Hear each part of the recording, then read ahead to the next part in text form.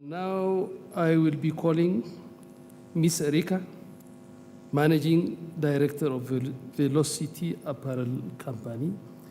Velocity Apparel is, I would say, maybe the largest in Africa, which is about to start production. I have visited Velocity. It is built on a single 60,000 meters square of a shed. You cannot imagine. That means 6 stadiums altogether in one building. So you can see the magnitude of the investment in it with the latest technology. And I would like also to thank her for the excellent management she has been delivering to really complete this project on time. Ladies and gentlemen, thank you very much for being here and taking the time to listen to all of us. Now, I am not going to go into the subject of why Ethiopia too much, because I believe that my colleagues on the panel did a very good job to explain that already. So I want to share our story with you. We are an international group of companies. Our head office is based in Dubai. We have 5 factories in Egypt, and just now we have set up a new factory here in Mekelle in Ethiopia. Mekelle is the northern part, so we have not chosen to invest in Addis or in one of the other industrial parks. We chose for Mekelle for different reasons. One of them was that we are setting up a little bit more than just a factory. We believed that it's time to set up bigger than business alone. So what we have done is we intend to set up an eco-social project.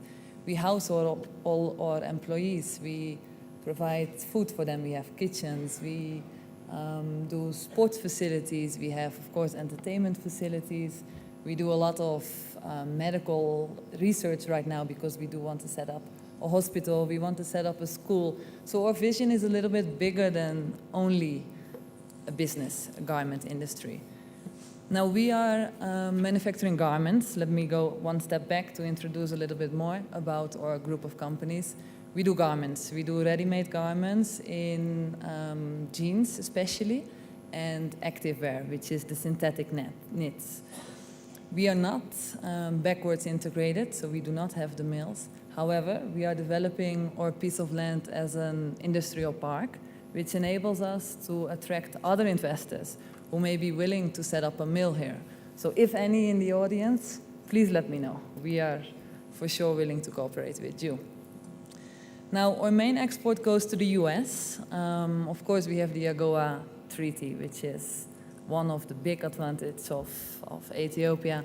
In that aspect, coming to the cotton side, which we are all developing, I also think that we need to focus on synthetic fiber, because the synthetic fiber for the activewear has a duty saving to the US in the range of 32%, whereas cotton right now is in the range of 15%, if I'm not mistaken. So one of the plus points that, or one of the big savings of the AGOA, one of the big advantages of AGOA is the synthetic nets. Now, we as a company give a lot of attention to environmental friendly equipment. As His Excellency advised, our technology side is very advanced. I believe that right now we are one of the most advanced technology facilities in the world of today. So we have any kind of automation you can think of. We have waterless washers, we have hanger systems, lasers, you call it, it's in our facility. Environmental friendly is also a big focus for us. So we have, of course, the water treatment plant. We do what I said, waterless wash. We do a lot of solar and wind light. We try to benefit we try to make it as environmental friendly as possible.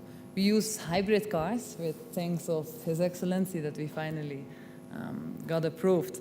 Now, Mekelle itself, so we are dealing with two governments because there is a region government and there is a federal government here in Addis.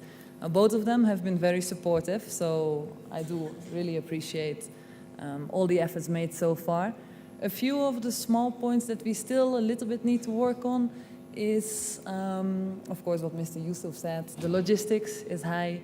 The customs sometimes is also a little bit difficult. In general, there is a lack of knowledge and experience, perhaps, in some of the service offices. So the offices like the duty-free, like the customs, like the banking.